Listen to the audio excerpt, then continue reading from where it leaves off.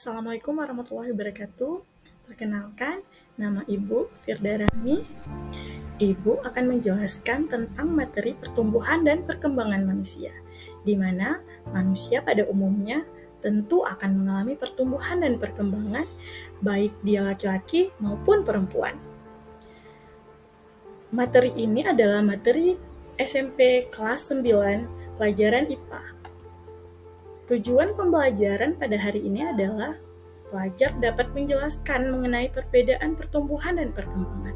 Kemudian, pelajar mampu mendeskripsikan pertumbuhan dan perkembangan manusia yang meliputi perkembangan fisik maupun mental sejak di dalam kandungan sampai dewasa,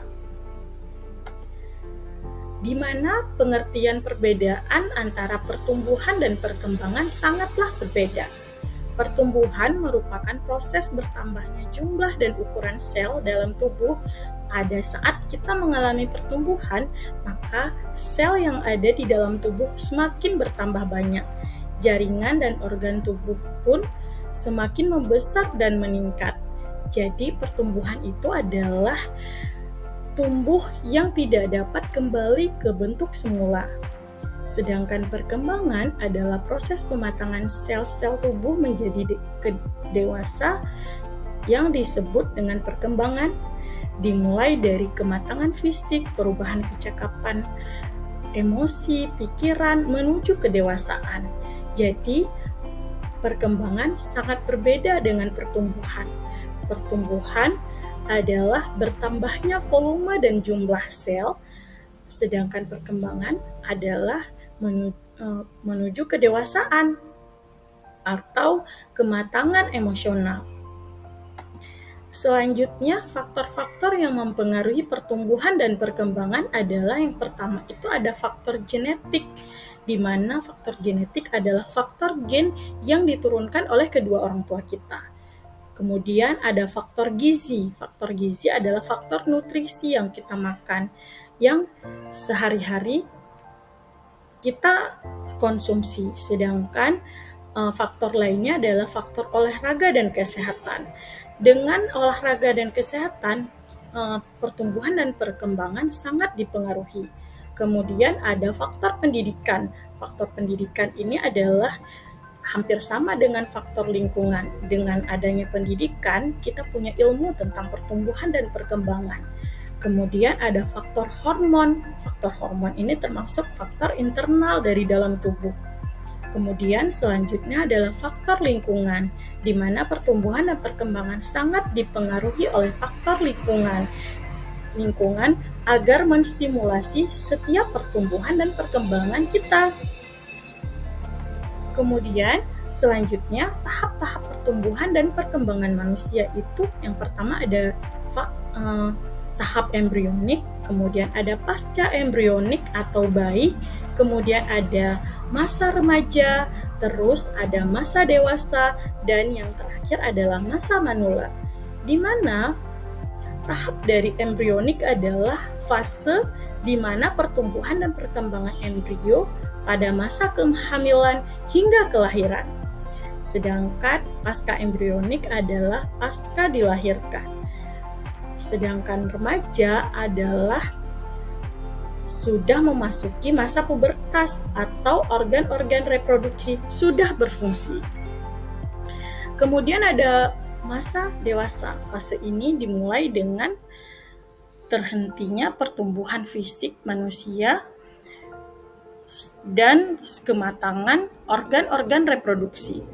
Terus selanjutnya ada fase atau tahap manula. Fase ini adalah fase di mana organ-organ reproduksi sudah mengalami penurunan fungsi, atau kalau pada wanita akan mengalami menopause, sedangkan pada pria akan berkurangnya proses produksi sperma.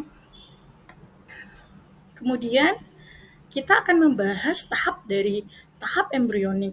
Yang pertama, terjadinya fertilisasi, yaitu proses bertemunya sperma dan ovum. Saat terjadi fertilisasi, maka inti sel sperma akan masuk ke dalam sel ovum. Kemudian sel akan mengalami perubahan menjadi zigot. Zigot akan terus membelah selnya dan membentuk morula. Morula mirip seperti buah arbe, di mana dia akan terus mengalami perubahan menjadi blastula. Blastula ditandai dengan adanya rongga di dalam sel. Kemudian selanjutnya masuk ke krastula. Krastula di mana lapisan-lapisan sudah membentuk menjadi 3 lapisan, di mana ada lapisan luar, tengah, dan dalam. Krastula terus berkembang menjadi embrio, dan embrio semakin bertumbuh dan berkembang menjadi fetus dan janin. Setelah itu, maka janin siap dilahirkan menjadi bayi. Tahap selanjutnya adalah tahap pasca embrionik, di mana perkembangannya adalah perkembangan setelah dilahirkan, bayi setelah dilahirkan. Ada yang 1 bulan ini, kemudian ada perkembangan 3 bulan, 6 bulan, 9 bulan, dan 12 bulan. Di mana pada saat 1 bulan, bayi akan melakukan gerakan refleks. Kemudian, di mana pada perkembangan bayi 1 bulan, bayi sudah melakukan gerakan refleks, kemudian menangis tanpa air mata. Pada tahap 3 bulan, bayi sudah bisa berbaring dan tengkurap, menggenggam sesuatu benda, kemudian mulai meniru suara. Pada 6 bulan, bayi sudah menggunakan tangan untuk menopang diri sendiri, kemudian berguling sendiri dari belakang ke perut. Bayi sudah bisa berguling sendiri. Kemudian pada fase 9 bulan, bayi sudah duduk tanpa dukungan dan meraih mainan tanpa jatuh. Kemudian pindah posisi dari tengkurap ke duduk tanpa dibantu. Pada tahap 12 bulan, bayi sudah bisa berdiri dan bergerak di sepanjang furnitur. Jadi dia akan menopang di furnitur yang ada. Terus selanjutnya, bayi sudah bisa bertepuk tangan, kemudian menggunakan telunjuk dan ibu jari untuk mengambil benda-benda kecil. Selanjutnya, perkembangan pada anak-anak. Perkembangan pada anak-anak, maka perkembangan motorik kasarnya sudah sangat baik, di mana anak-anak ini dimulai dari 3 tahun sampai dengan 5 tahun. Selanjutnya ada perkembangan dari masa remaja atau masa pubertas, di mana perkembangan seksual sekunder pada remaja laki-laki mulai tumbuhnya rambut pada wajah, kemudian suara membesar dan tumbuh jakun. Selanjutnya tumbuh rambut ketiak, terus juga tumbuh rambut di area kemaluan. Selanjutnya organ reproduksinya juga sudah mulai berfungsi. Pada remaja wanita hampir sama, tumbuh rambut pada ketiak, kemudian payudaranya sudah mulai membesar, bokong dan pinggul membesar, tumbuhnya rambut di area kemaluan, dan organ reproduksi sudah mulai berfungsi. Dan pada fase ini, remaja wanita sudah mulai menstruasi. Selanjutnya adalah fase dewasa, di mana fase ini adalah organ reproduksi sudah berfungsi. Mulai masa dewasa biasanya dimulai dari usia 18 tahun hingga 14 tahun. Dan biasanya ditandai dengan selesainya pertumbuhan pubertas dan organ kelamin anak yang telah berkembang mampu bereproduksi. Yang terakhir adalah manula, di mana masa lanjut usia adalah salah satu masa hidup manusia yang dimulai ketika menginjak usia 16 tahun ke atas.